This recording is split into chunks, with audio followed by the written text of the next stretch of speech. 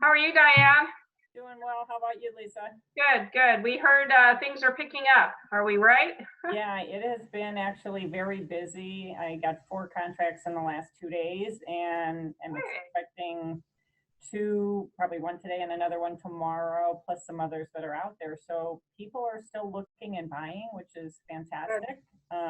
So keep plugging along. There are people out there that qualify. That's not an issue. And I think people were so worried, agents in particular were worried about taking people out, thinking that there's nobody that can get a loan, because they're not going to pass on the whole job thing. And yeah, it's not the case. We're actually getting them all handled. There's just, you can't, the bank statement programs, portfolio loans, those are set aside at the moment, but at least the other ones are still, we're able to get. I'm really glad we made all that money cheap for the banks and then they chose not to lend it.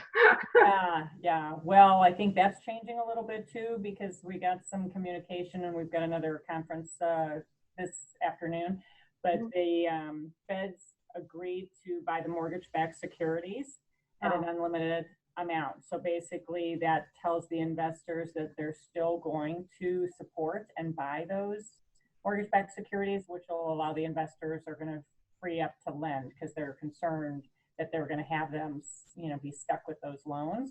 So now that they know that they're going to get bought, that's helping the market as well. So, oh, okay. Awesome. Yeah, so that's really good news because that'll kind of, I think, have some more calming effect basically in the market. So we should see, hopefully in the next maybe week or so, the rates starting to come back and calm down, which will be good. Good. I'm glad to hear that. Yeah, me too. Very stressful. People are like, oh, what's the rate today? Yeah, well, today's not a good day. Let's check later or tomorrow. What have you been seeing the rate at? Well, so the investors, I haven't checked anything today, but the investors prior, basically they're cherry picking.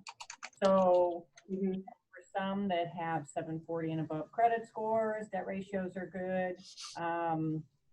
Rate and term if it's refinance or purchase, at a decent down payment and so forth, the rates are going to be good. They're going to be in the maybe, everybody's kind of used to paying a point or half a point or something now. It really isn't, like it was before. So you could be like at 3.375 with a point, which is, good.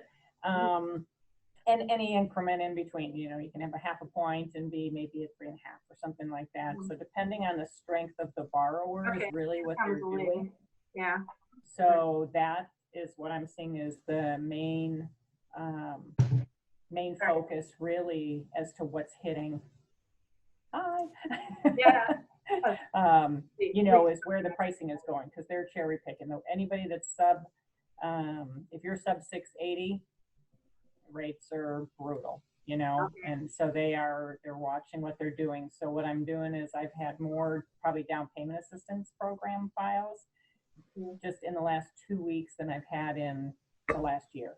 And it's because that rate. Yeah. I don't know if you've ever met Diane Corbin. She's a lender, and she was just giving us a little recap on what's going on with lending and rates. And do you know our broker, Scott Beaudry? I do. Hi, Scott. How you doing? Good How you doing? There, hey Lee, how are you, buddy? Good. How are you? Good. Yeah. So I'm going to introduce it, and then the person who edits our things will, make it all nice and clean. And Lee, we can share your screen when you're ready. So welcome to another Q&A with your Las Vegas home specialist team, Lisa and Andy. We're really lucky today to have a couple of professionals in the field. Diane Corbin's joining us again, the lender from All Western Mortgage, and Lee Dreisen is here to talk to us about how to protect our real estate transactions from the virus. So Lee, can we just turn it over to you? Gee, if that wasn't an open-ended question. No pressure. Yeah, well. I think that, one of the most interesting things that we're seeing is there's been over the last month this little bit of a sense of panic. Sellers are definitely pulling listings off. They're concerned that prices are going to go down significantly. We've seen some, I think, very unscrupulous things that are being done by potential buyers, primarily investors, that are trying to use coronavirus in a way to drive prices down. But I think that one of the things I would share with the agents as well as the parties is that Zillow came out with a study that had been done back when the SARS virus came out, and it showed that the center of that was in Hong Kong, and they looked at what happened with Hong Kong prices in the housing market during that time. And while the volume of listings went down, they actually found that the prices really did not drop dramatically, if at all. And I think that that's what I caution buyers and sellers about thinking about staying steady in this market. Properties are moving, people are still coming into the community, and they need housing. And for sellers to go into a panic to think that this is going to see a significant drop that we did in the recession, I just don't think that's going to happen. And I will tell you that in probably at least a half dozen transactions where we've seen buyers try and cancel, sellers have hung in there, made certain price concessions, but not anything all that significant, and still got close to fair market value for the sales. Yeah. I think we've already seen, there's been some reports out of China that in Asia, the housing market rebounded, stayed strong once people started being able to be out in public again. So, you know, your comments about what happened before seem to be in keeping with what's going on there now. And of course, with all those Raiders fans that are going to be the influx moving to Vegas, getting geared up for the start of the season, I expect prices may, who knows, they may spike. Coronavirus won't stop them, right? They're Raiders. Yeah. Yeah. I actually, you know, I can see the posters coming up. We're not afraid of no stinking virus. Yeah, no kidding. I did have one buyer step out of a transaction, but it really was because the house needed more work than they wanted to do in light of, you know, buying a house during this period of time where it might have been hard for them to get work at. They're still actively looking at houses. They've just made a decision. They don't want one that would require quite as much updating as the one that they have in contract. But other than that, we've been keeping things in contract and putting them into contract. Scott, do you have any questions? I know you do. So I'm right on with Lee. Lee's spot on. I think one of our saving graces is our inventory level, is because our inventory level is so low that it's not going to cause any kind of, it's not causing a panic because there's no inventory out there. So if a person can sell their house, where are they going to go? And then with inventory staying low, it's causing prices to stay stabilized. If we see a small dip, it's only because of a panic, if anything. But yeah, he's right. There's a lot of individuals, brokers included, that are trying to say that the sky is falling to spear more business. And that's terrible. It's terrible because I don't think the sky is falling. I think we will come out of this just fine. Our values are going to stay strong because of our inventory levels. Our inventory levels drops a little bit because individuals, you know, may not want to have such showings right now. But I think our inventory levels will go back up a bit after we come out of this, but not at a level that's going to cause a drop in price. Good. Looks like Lee dropped out. I'm going to send him a quick chat and see where he is. Oh, I can't send him a check because he's not on. Hopefully he will come back. He'll come back in. Diane, now that we're into this a little bit, do you want to kind of give us a quick little recap on how you're seeing the market come back just in the last few days? Yeah, I can tell you, there's some of the loan officers here, to your point on prices of homes, some of the builders are losing contracts just because of the fact that people, some for job purposes, okay, great, that they can't be verified or they have lost their jobs. But some that are still working but weren't able to get the letters that were required, to show that they're not affected by COVID. And what's happening is the builders are extending. So they're hanging in there and not just canceling contract and trying to put that finished house back on the market. They want to keep it if they can, because they know that they may not be able to just pop up and resell it again, so they are extending there, which is good. As far as the lending side, not that things are freeing up per se as far as guidelines, every day is something different, and we are having restrictions depending if they're on furlough or terminated, whatever the case may be, just as far as the requirement for job letters from their supervisors. But we are getting them even from the casinos. Just got some from Stations Casino employee, their supervisor. So they're still, still able to close, still able to do everything. And with them buying the mortgage-backed securities, I think that's going to free up and have a sense of calm, where maybe Fannie Freddie is not going to continually tighten down, so to speak.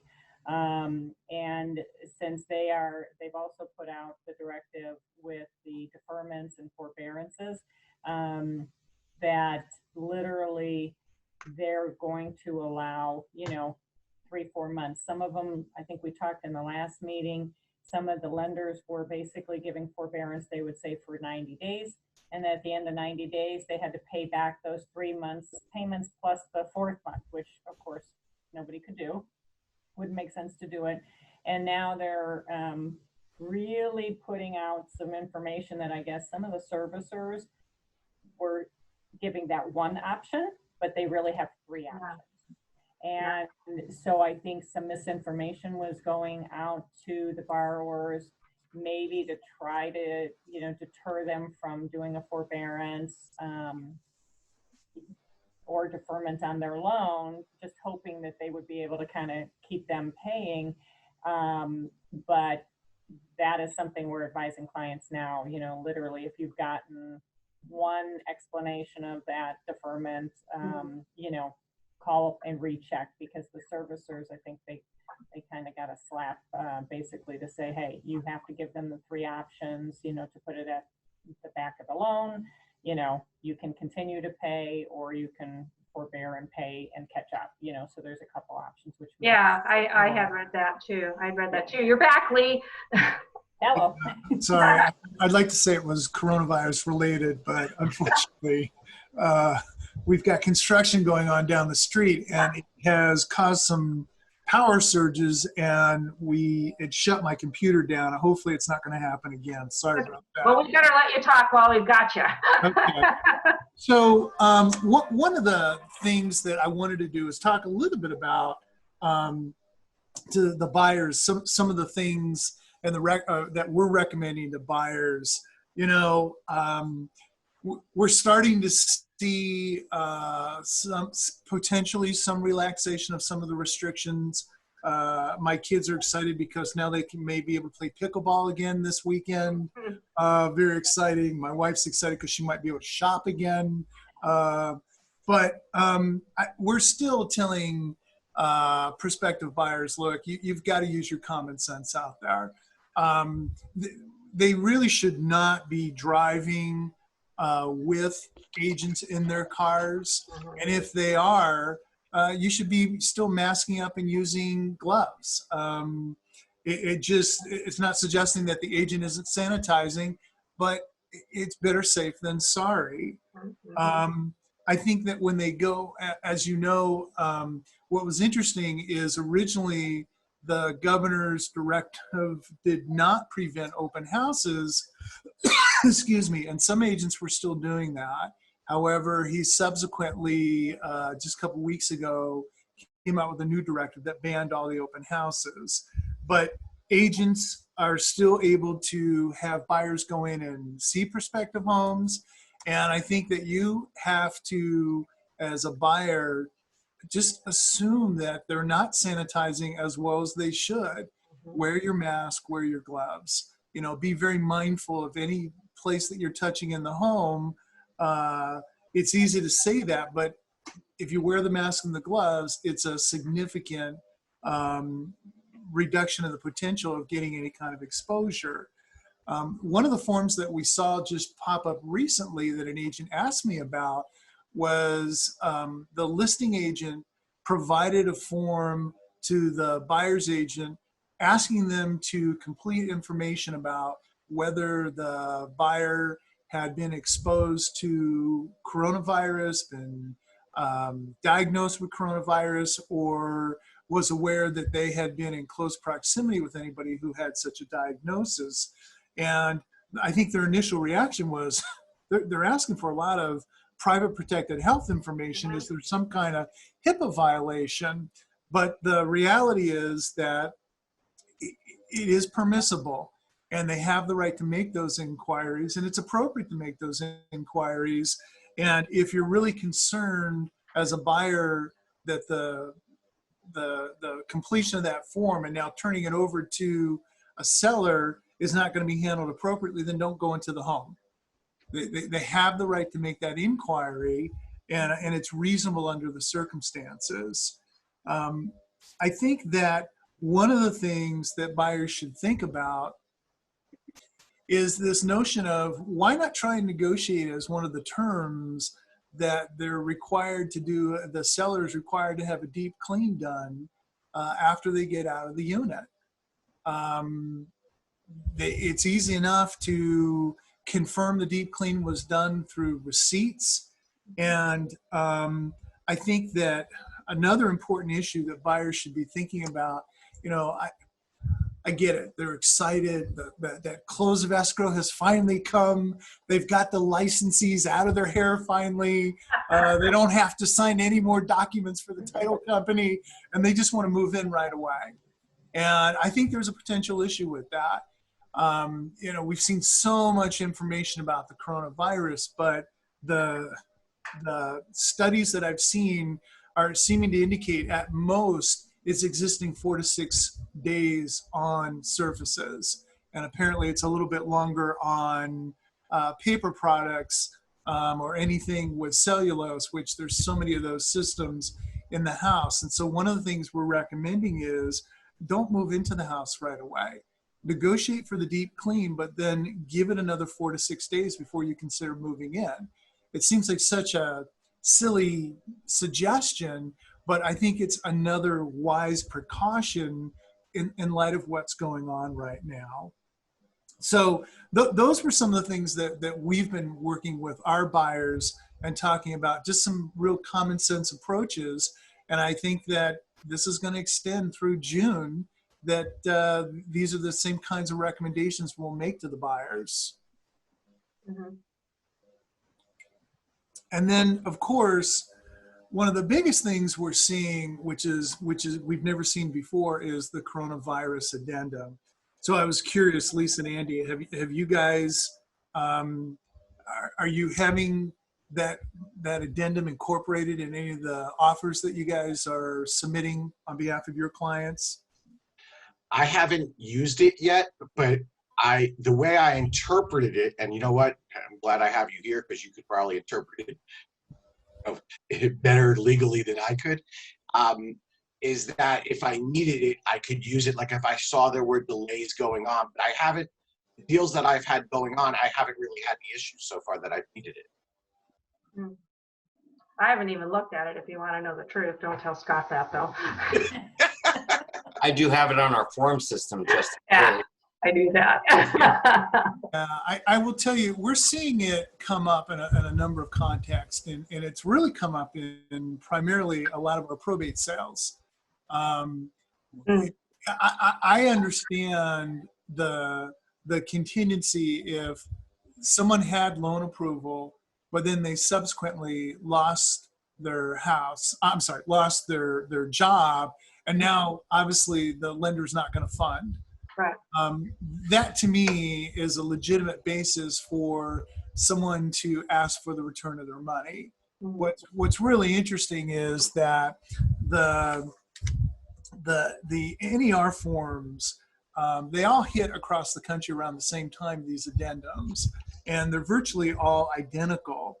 And they talk about and use the reference to what's called force majeure, which is a provision that if some unexpected catastrophe happens, it could potentially excuse the performance of the parties to the contract. What's interesting about this is that there is no force majeure clause in the residential purchase agreement. And so it seems strange to me, excuse me, that they elected to use that kind of language of a clause that doesn't even apply. Now, we do have other common law concepts in Nevada about impossibility of performance and impracticability of performance. But I have to tell you, the situation with the person who loses their job, I get it. I think that's clearly an impossibility of performance. But what we're seeing is particularly investors that are attempting to cancel and say, well, you know what?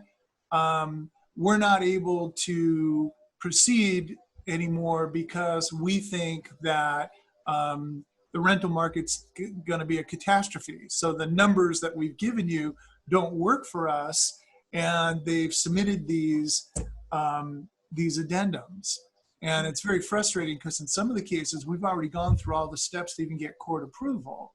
And what's interesting is if you look at one of the sections, it talks about that they're asking the parties to go ahead and cancel and return the escrow money because of the buyer's loss of income.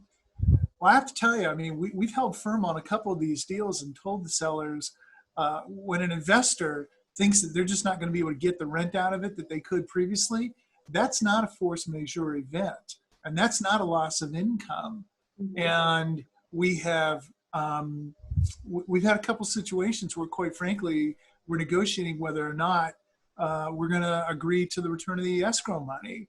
You know, Andy and I had a deal fall out early on. The investor said he wasn't going to do it because of those exact concerns, like the day of closing. He didn't get his earnest money back. We kept, Andy was able to keep it for the seller. And fortunately, we went right back into contract and sold it. But yeah, exact same reason. He actually offered it to the investor. Didn't try to fight us on it. He said, you know what? Basically, you can keep the earnest money. He knew he was in the wrong. I think Lee might be frozen. No, he's just got his mouth open. Really? We're recording this guy. No, he got bumped again. Okay. Scott, what are your thoughts on some of this? What we've been talking about? You know, the coronavirus form is weak in my opinion. It's weak. Yeah. It's weak. It just in its language and its ability. I'm not a fan of it. I would just stick right back to the purchase agreement. You know, and Andy and I have talked about this. If somebody can't close because of an issue with the coronavirus, with their job or their income, it's still. You know, okay, fine, they get their earnest money. You know, unless, of course, the seller was adamant, we have to do what our clients ask us to. But I think in general, we feel like that's, you know, just something, you know, you have to do in our current environment. It comes down to, it really still comes down to, are they going to get the loan? Are they going to, it just still comes down to the purchase contract. Mm-hmm. So I've also been asking when I have a listing, if I get an offer, if we're going to accept it, I ask what their job is. Which I would never have done before, but I do now. Yeah. We're getting contracts that have that coronavirus addendum, and you know, we haven't had to implement it since people started using it, but I have a client that literally early on, she could not get the letter when they started requiring a actively employed letter and return to work date and all that good stuff. And the seller of the property happened to be an attorney and was not going to give her earnest deposit back. Hmm. And he was just being ridiculous about, hey, you've already passed contingencies. Well, of course, this was just at the end of March, basically, when all of this started coming through. And we explained, hey, here's the deal. Well, they happened to do a walkthrough. They were lucky, in a sense, I guess, that there happened to be a water leak. It was when it rained so much.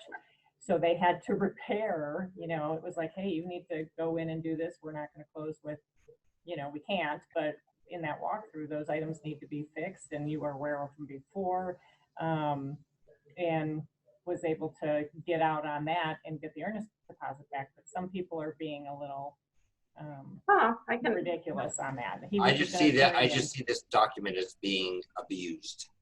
Huh? I can see this document as being abused Yeah. by some, by many. Yeah, that's certainly potential for it. Yeah. Well, I think in the end it comes down to the good faith of all parties and involved in a transaction. Yeah, because it's reasonable. Everybody kind of, you know, knows this is nationwide. It isn't somebody just trying to get out of something, you know. Cause Yeah. Well, sometimes it is, you know, like Sometimes, yeah. investors, but for the clients I was talking about, that they were still in a due diligence period, so it was okay. we're lucky. Yeah. Yeah. So, Well, you know, Andy and I have been keeping track of the numbers very closely. 3 times a week we post them. And Andy, you want to share what you're seeing when you do that? Yeah, you know what? They're pretty steady. We've been doing them for the last few weeks on Monday, Wednesdays, and Fridays. So they've been pretty steady. Not much change, to be honest, just a couple percent. I don't know, you know, what our sales per week generally are, Scott. I'm going to guess they're somewhere between 700 and 1,000 normally. Yeah, normally. So they've been around 600, 550, 600, somewhere around there. So, I mean, it dropped right away, and it hasn't continued to drop. No, it was just a spur of the moment, knee-jerk reaction. Now individuals are now they're tired of this. They say, okay, enough. I don't see a problem. That pent-up demand is starting to happen now. Yeah. It's starting to happen. So, and it's going to happen even more rapidly, you know, since Governor Sisolak, you know, he extended the stay at home until the 15th. But I think that's a sign right there for buyers and sellers that, hey, there's light at the end of the tunnel. Let's start moving now before it gets crazy. And it may get a little crazy. It's just, that pent-up demand is definitely going to be there. Yeah. So it's a matter of getting in there now, starting to look now, and getting properties under contract. Well, it's an advantage to people who can get outbid by investors. Like, you know, they're not around to be able to outbid them. So people who've had a lot of people getting outbid over and over again, they don't have to worry about that now because the investors are kind of sitting on the sideline.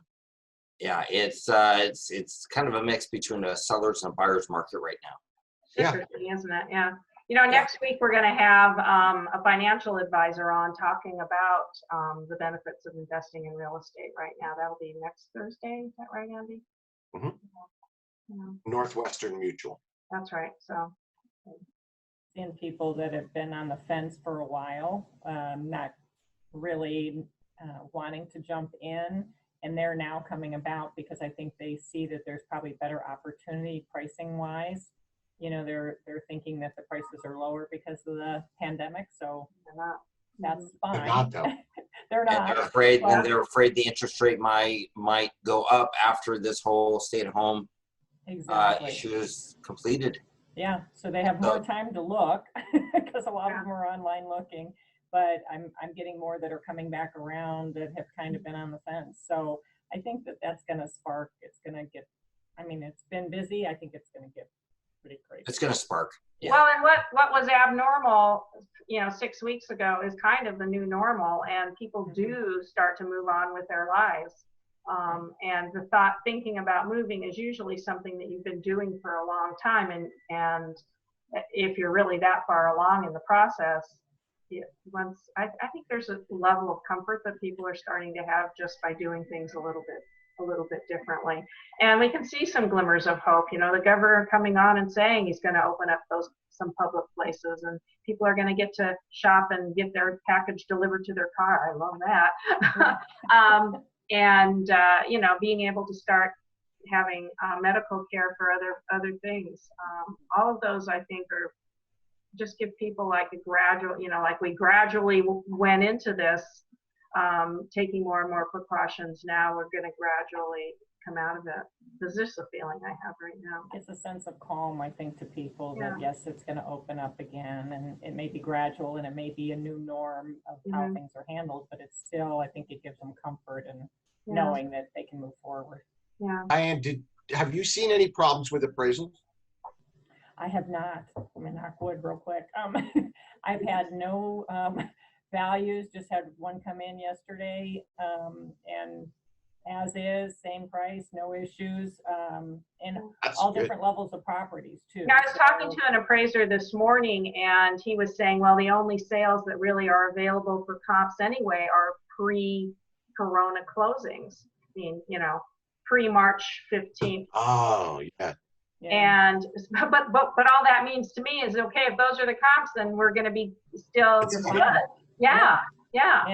And these, since they're coming in at that same value that they were before, Yeah. that's the new value. So new precedents for Yeah. the next month, you know, Yeah. or 2 months or so. I think, you know, my nervousness about that is kind of gone. It's more just the inventory, the typical inventory problem, and getting people into contracts as people weigh, well, should I buy a house, you know, or wait till things are done? But hey, I'm getting a great interest rate, so you know, if people are actually thinking about things in terms of longer term, I think it's easier to feel motivated. And we're still doing, you know, you have an option on the appraisals, whether they're full appraisals, interior and exterior, and some sellers may not want someone in the house, you know, so then they can do the just exterior.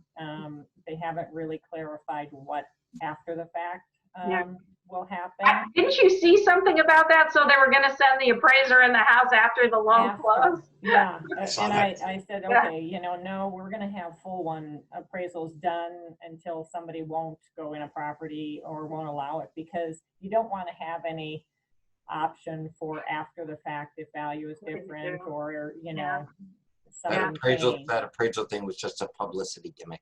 Yeah, I mean, it's crazy. So well, the appraiser I was talking to did say that he said Wells Fargo is only going to do drive-by appraisals. They're not going to have their appraisers go inside. That's because they've had so many lawsuits they don't want any more. Their business model is so stretched. Yeah, that makes sense. Not gonna matter. Yeah. But they're also very conservative too. So the big banks typically, you know, they don't say this, but they typically have the appraisers come in about 10% less. Wow. You know, so they have a little cushion anyway, you know, in a sense. So even if they're doing a drive-by, I think they're fine. But you know, unless we have somebody give a pushback, an appraiser give a pushback, or a seller won't allow it, we'll do the full interior and exterior just to save any question down the road, you know, so there's no issue. Yeah. Interesting. Perfect. Yeah. So we keep plugging. Everybody's still buying, and we can still close them. So Yeah. you just have to show them a little differently when you're doing the virtual tours, I guess, right? You know, Yeah. Go ahead, Lisa. no, you go. No, you go. Yeah, you know what? I haven't had to do any, you know, out of the homes I've showed, I haven't done any virtual showing. Oh, really? Everybody, I've gotten everybody in the homes. There's a couple of, what's the matter? There's a, Lisa? That's what I wanted you to say. Oh, well, sometimes it works.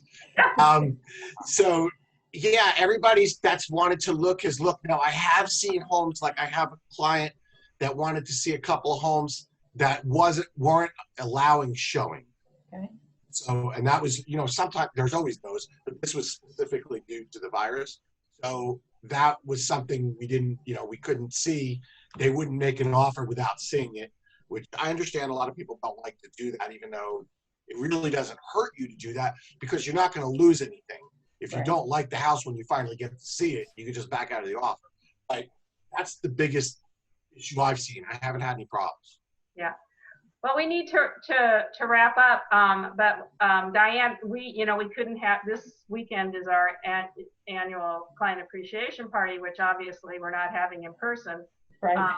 We were going to have it at the Pinball Hall of Fame. That's on Oh. wait, but we are going to do a virtual client appreciation party with contest for best background, best hat, since technically it's Derby Day, and also we've asked people to put in the chat box. I got this from Scott. It was a brilliant idea. The best thing that's happened to you this year. So I'll send you the link if you want to come on for a few minutes at 1 o'clock on Saturday. Yeah. We'll try to have fun. You have to bring your own everything, but that's BYOE. I have a fridge in my office, and I can have a little cocktail. Cool. Well, I guess we'll revisit with Lee when his electricity is more stable. I'll send him an email. And that's it. We are going to be saying bye. Thanks, you guys. Have a great day, guys. You too. Bye. Bye. I